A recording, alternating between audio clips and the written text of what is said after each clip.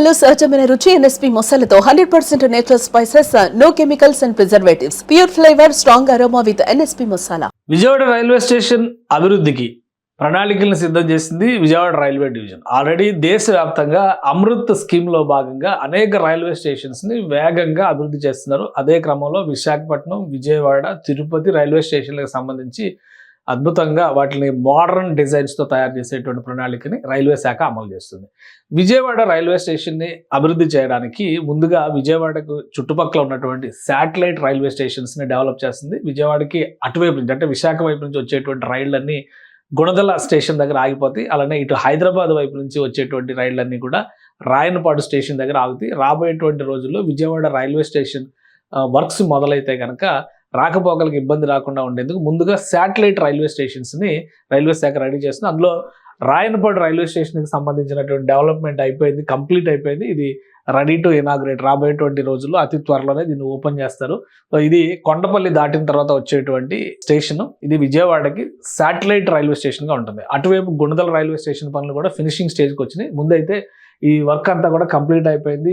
అక్కడ కొండపల్లి బొమ్మల పాపులారిటీని దృష్టిలో పెట్టుకొని దీని డిజైనింగ్ మొత్తం కూడా చేశారు. ఈ స్ట్రక్చర్లో కూడా కొండపల్లి ఇమేజెస్ని వాడారు. ఇది లోపల ఇంటీరియర్స్ చూస్తే కూడా చాలా స్పేషియస్గా డిజైన్ చేశారు. ఎందుకంటే రాబోయేటువంటి రోజులు ఉదాహరణకి మనం హైదరాబాద్లో సికింద్రాబాద్ రైల్వే స్టేషన్ చూడాలి. సికింద్రాబాద్ రైల్వే స్టేషన్ చాలా పెద్ద జంక్షన్, కానీ చాలా రైళ్లని రద్దీని తగ్గించకపోతే అక్కడ పునర్నిర్మాణ ప్రణాళికని అమలు చేయడం కష్టం అనేటువంటి ఉద్దేశంతో ముందుగా Cherlapalli railway station, Kacheguda railway station, తర్వాత ఆల్రెడీ ఉన్నటువంటి నాంపల్లి రైల్వే స్టేషన్ కొన్ని ట్రైన్స్ని డైవర్ట్ చేసి సికింద్రాబాద్ రైల్వే స్టేషన్ అభివృద్ధి పనులు ఇప్పుడు చకచకా జరుగుతున్నాయి. బహుశా ఇంకొక సంవత్సరంలో వాటిని కంప్లీట్ చేసేటువంటి అవకాశం ఉండొచ్చు. కాబట్టి కనీసం 2 సంవత్సరాలు ఈ అభివృద్ధి ప్రణాళిక కేటాయించాల్సినటువంటి అవసరం ఉంటుంది. కాబట్టి విజయవాడ రైల్వే స్టేషన్ అతి పెద్ద జంక్షన్, రద్దీ రైల్వే స్టేషన్. ఇప్పటికే దాని విస్తరణ ప్రణాళిక అంటే ఒక కమర్షియల్ స్పేస్తో సహా దాన్ని విస్తరించేటువంటి దానికి సంబంధించి టెండర్స్ కూడా ఫైనల్ చేసేటువంటి స్టేజ్లో ఉన్నాయి. కాబట్టి ముందుగా ఈ శాటిలైట్ రైల్వే స్టేషన్స్ని అందుబాటులోకి తీసుకురాబోతున్నారు. ఇది ఇక్కడ మనకి కనిపిస్తున్నది రాయనపాడు రైల్వే స్టేషన్.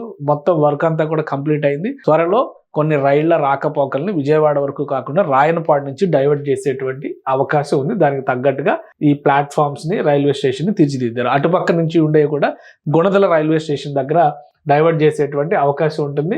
ఇవన్నీ కూడా సెట్ చేసిన తర్వాత టెండర్స్ ఫైనల్ చేసినాక విజయవాడ రైల్వే స్టేషన్ పునః అభివృద్ధి ప్రణాళికని అమలు చేసే దిశగా విజయవాడ రైల్వే డివిజన్ అడుగులు వేయబోతోంది.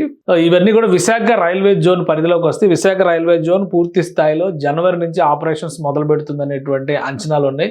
ఆల్రెడీ విశాఖ రైల్వే స్టేషన్ అభివృద్ధికి, విజయవాడ రైల్వే స్టేషన్ అభివృద్ధికి కూడా కేంద్ర ప్రభుత్వం నిధులు కేటాయించింది. వాటికి సంబంధించినటువంటి టెండర్ ప్రొసీజర్స్ కూడా స్టార్ట్ చేసింది. కాబట్టి 2 సిటీల్లో కూడా మెయిన్ రైల్వే స్టేషన్స్ అభివృద్ధి దిశగా అడుగులు పడుతున్నాయి.